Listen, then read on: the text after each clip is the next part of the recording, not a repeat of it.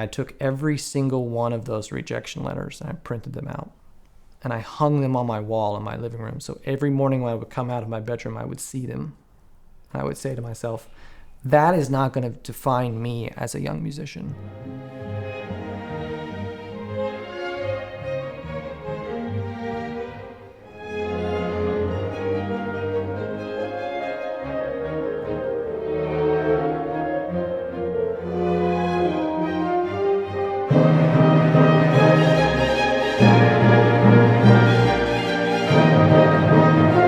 I'm Jolt Bognar, and this is Living the Creative Life.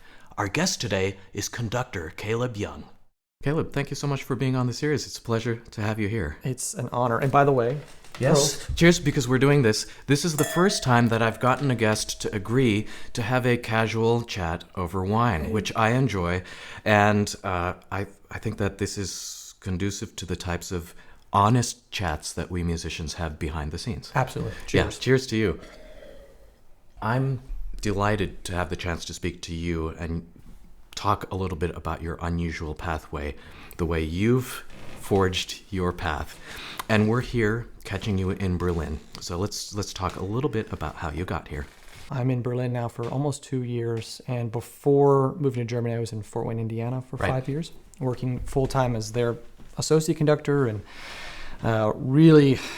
working a lot. I was fortunate to have an orchestra that was around 31 weeks, and I was conducting 45 shows a season. So it was a real kind of, baptism by fire, I like to say. You know, I used to think when I was an undergraduate, and I had this crazy idea of, I want to be an orchestral conductor, someone who played euphonium, right? Who's not even an orchestral instrument. Euphonium is basically the baby tuba. And it's only in a handful of orchestral pieces. It's mostly a band instrument. And I was studying euphonium in Tuscaloosa, Alabama. And I got bit by the conducting bug, and there's no vaccine for that.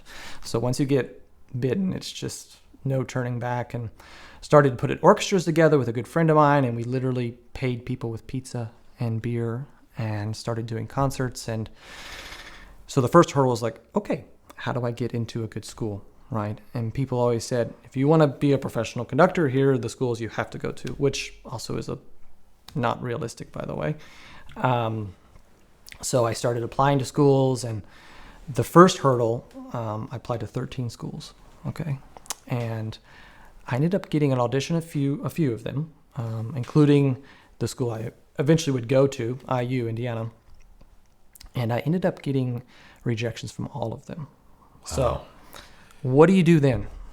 What I did was, I was a naive 21-year-old at the time. I said, okay, I need to get out of this small town in the South and have a fresh start somewhere. And the place that made the most sense was Atlanta, Georgia. And so what I did was, again, I wrote a letter to Robert Spano at the time. This was in 2011. I said, dear maestro, my name's Caleb Young. I want to be a conductor, and I've had a situation where I need to move somewhere and refresh my mind and get a new perspective on things. Could I come to Atlanta and sit on rehearsals? And he said yes. I couldn't believe it. In hindsight, he shouldn't have said yes, right? I mean, this thing doesn't happen. This doesn't happen in our field normally. So I picked up and I moved to Atlanta, and I was parking cars during the day as a valet at restaurants and clubs and kind of paying the bills via cash. And at night, I would go to their concerts. And during the day, in between work, I would go to rehearsals and soak in this major orchestra and listen to Robert Spano and Donald Runnicles and folks like that. And I took every single one of those rejection letters and I printed them out. And I hung them on my wall in my living room. So every morning when I would come out of my bedroom, I would see them. And I would say to myself, that is not going to define me as a young musician. I will overcome this hurdle. Where do you think that level of grit came from? What did you have to tap into in order to say that, okay, I'm not going to be afraid of these rejections, and I'm literally going to put them in front of myself? To be frank with you, I had no choice. I had made a commitment to myself, to my parents. This is something I want to do. I just need 1 year. I need 1 year of serious focus and serious concentration on the objective, which was to get into a good graduate school. And so my daily routine was I would get up, go to their morning session, their morning rehearsal. Maybe I could make, if they were doing a double, I would do their afternoon rehearsal. And then the evening, I was either going to a concert, if it was on the weekend, or I was going to park cars at the club from about 7 p.m. to 1 a.m. And then get up 5-6 hours of sleep, get up the next morning, study whatever repertoire they were doing that week. So I was somewhat informed. I wasn't just going to rehearsal and just, sitting there. I also focused on my network. Who was I in school with? Who do I know in major orchestras, smaller orchestras? Who can I network with? Kind of brainstorming what would make sense as I start to build a professional profile, even before I was in school, because you have to think so long-term in conducting. But I think having a change of environment, like I'm doing now here in Berlin, I got to see some great conductors that year. And like I said, I ended up getting to IU. So that hurdle's cleared, right? I moved to Bloomington. I do my coursework and I do my master's in conducting. Okay, now's the next hurdle. How do you get your first job? Okay. Yes. So that year, there was a few positions open, and the traditional route is you go be an assistant conductor at X orchestra. So I applied to a few things. I actually was fortunate to have some auditions, which is the hardest part, actually. So auditions are by invitation only? I didn't know. So what does that process look like? Do you first apply and then get an invitation? Right. So they'll post the job, and you send your conducting video, which ideally you have video from graduate school or maybe some workshop you've done. And then the committee and the music director to look at the tapes. And then they invite 5 to 10 to 12, depending on the size or duration of the audition. And then you show up and your audition's in front of the orchestra. And throughout the weekend, you can do interviews with the artistic committee and the music director. I've been at some auditions where you go to a board meeting or social functions. It's a exhaustive process. So I ended up applying to a few things and didn't end up getting any jobs, which statistically, of course I didn't, because there's so many applicants. I mean, these jobs get hundreds of applications, literally. So here's my next hurdle. What do I do now? I have my fresh master's degree from Jacobs School. Where do I go? So I took another year off and I moved to Dallas. Another year off? Yes, I took another year off and I moved to Dallas with my partner at the time. And I said, okay, I'm going to refocus. I'm going to go to as many rehearsals of DSO as I can and be a fly on the wall yet again, right? And I told my parents again, I remember I called them, I said, I need 1 year. I need one more year to make this happen. Luckily, I had very supportive parents who were not musicians themselves, but I think they saw the value of me being a musician and following my passions. And luckily, I had very supportive parents. And I think without that, I couldn't have done this, from just a purely emotional standpoint of saying, okay, we understand this is hard. We're here for you. We understand. So I moved to Dallas and had another put the blinders on moment. Okay, I'm certain I need to do this. Okay, how do I make this happen? And a few jobs came open. Fort Wayne came open. I applied and got invited and I won the job. Okay, so you think, all right, I've made it. I've got an assistant conductor job with a professional orchestra, conducting, almost pretty much every week. But then, and this is something I want to put out there in the open, that once you get your first job, the work just begins in a way. Because when I was studying at IU, and all the schools pretty much at the time taught the same way. All right, so you're going to learn how to conduct your Brahms symphonies and your Shostakovich and Rite of Spring, et cetera, et cetera. But when I got to Fort Wayne, I was grossly unprepared for the job because I wasn't conducting Brahms symphonies. I was putting together education shows. I was conducting films. I was doing public speaking. And I remember my first week on the job, I went into our general manager's office and I said, I need help. What does a director of development do? What does a director of education do? And I was working side by side with the director of education to put these programs together, and I had no idea. I was spending 2-3 years at IU conducting Petrushka, which was totally relevant to the actual working job, right? let's briefly fast forward a bit and acknowledge that you conducted, what was it, over 200 performances in Fort Wayne. This summer, later this summer, you're going to be conducting the Los Angeles Philharmonic at the Hollywood Bowl. So that's a trajectory. To just outline that one more time for our viewers. You go from parking cars for cash to conducting the Los Angeles Philharmonic. At what point did you feel like your fortunes were turning? I mean, to be honest with you, the conducting business is a house of cards at every level. So I think at every level, we have to recognize we all have our insecurities and we all have our worries. And I still certainly do.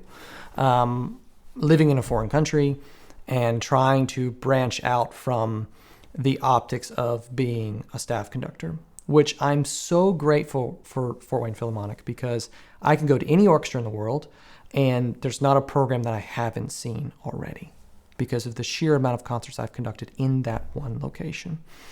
And I also am forever indebted to that orchestra because I made a lot of mistakes. And it was a safe environment for me to make mistakes, and not in my career. There's not many jobs like that where you can step on a landmine and not be decimated. So, I have Los Angeles coming up, and then, I feel really at ease going to Minnesota and Detroit and orchestras here in Europe, and feeling certain that I have a level of comfort that came from that job. But a lot of the reason why I came here is to reinvent myself. And I told you this morning that I'm so looking forward to spending more time on less music, if that makes sense. And not always having the waterline of being a staff conductor always right there, because it's not a comfortable feeling. Mm-hmm. Because isn't that always the question in the life of the conductor today? How do you make the jump between staff conductor, assistant conductor, associate, or whatever the terms happen to be, into being music director somewhere, assuming that that's what you want to pursue? Yes, and I think what it takes is, and I think the field is starting to recognize this, is that, and to their credit, there are certain orchestras, especially in the States, that are recognizing, hey, we have a responsibility to our staff conductors that we need to develop their growth artistically. Because it can feel in a certain way like you're living a Groundhog Day. Okay, my season coming up, I know I'm conducting the Halloween concert and these 3 films and the Christmas concert, etc. But I think there's being a magnifying glass being directed at these positions, like, okay, these people are our future music directors. So we have a responsibility to develop them artistically. And that was my big reason moving over here, because I wanted to be exposed to new orchestras, new cultures, new working environments, and potentially bring those new experiences back to America. Mm-hmm. Now, here's a slightly delicate question. How do you think your career would have or would unfold at this point or in the future if you hadn't come here to Berlin? Well, the thing about my time in Fort Wayne especially is that I love the city. I love being a part of the community. And that was the hardest part of leaving. I love the orchestra. They were truly part of my extended family, and it's a special thing when you start to really put down roots in a place, and you go to a coffee shop and, people say, oh, I enjoyed the concert last weekend, can I buy you a cup of coffee? And that is intoxicating. And it's something that you have to wrestle with when you say, okay, I have artistic ambitions. How do I achieve those, and what do I have to sacrifice? And it's become, the term I like to say is a blessed, cursed life. We are in love with our art form, and for me, it takes over my life. And you have to ask yourself, what is worth sacrificing for this? So to answer your question, I think I could be very happy in Fort Wayne or wherever I was working in the States, but I have ambitions and I have to do my damnedest to achieve them. I wanted to move on to your association with Jukka-Pekka Saraste. How did this start? Was it another situation where you wrote a letter? I remember seeing this festival in Fiskars, Finland, about an hour west of Helsinki. And I was, apply to this festival. Teachers such as Jukka-Pekka, Issa-Pekka, Hanu Lintu, the Gambit, we're all going to be there. So, wow, okay, it's free to apply? Sure. So I sent a video, and then the director of the festival, Sarah Osa is her name, sent me an email and said, hey, Jukka-Pekka was very impressed with your conducting. He'd love to speak to you on Zoom if you'd like. Sure. Almost as bizarre as Robert Spano saying, yeah, come to my rehearsals. So I had a new mentor enter my life in a very subtle way. He eventually gave me the best piece of advice I've gotten in a long time. He said, Caleb, it's now or never. And so I started drafting up plans to coming to Berlin and looking into visas and apartments and how that would look. And the timing was perfect because I was in Los Angeles working with John Williams, and his manager asked me, Caleb, what's coming up for you? And I was like, I'm thinking about moving to Germany. And he said, that would be great because John's going to the Berlin Phil and we'd love to have you continue to work with him. So all of these signs started to point in this direction. And I feel like the universe was telling me, Caleb, it's time to make this leap of faith. But it was difficult because here I am with a full-time paid job. I'm getting paid every other week. I'm getting amazing conducting opportunities. It looked like the orchestra was coming back. And I had to ask myself, are you ready to do this? And what does it look like from a professional standpoint, from a personal standpoint? I had a partner in Fort Wayne, who I'm still with, by the way. We're making this transatlantic relationship work somehow. And so I moved. And my relationship with Jukka-Pekka has been instrumental in, again, expanding my musical horizon like it did all those years ago in Atlanta. I also want to give a sense of you as a musician. What type of repertoire are you most drawn to? I know that, for example, you premiered, was it an arrangement of Mahler 9? Yes. For 16 instruments, was it? Yes, that was the Klaus Simon arrangement of Mahler's 9th. I've always been very intrigued by Mahler's music. And I was naive enough to think that at age 22, I should be conducting Mahler 9, which, in hindsight, I've worked with that piece with Jukka-Pekka now, and I see how idiotic that was of me to do back then. But I have an experience with the piece, of course, and it was an amazing opportunity to do that with my close colleagues at IU. And I've continued my relationship with Mahler. I've either assisted or conducted every single Mahler except for the number 7 and 8.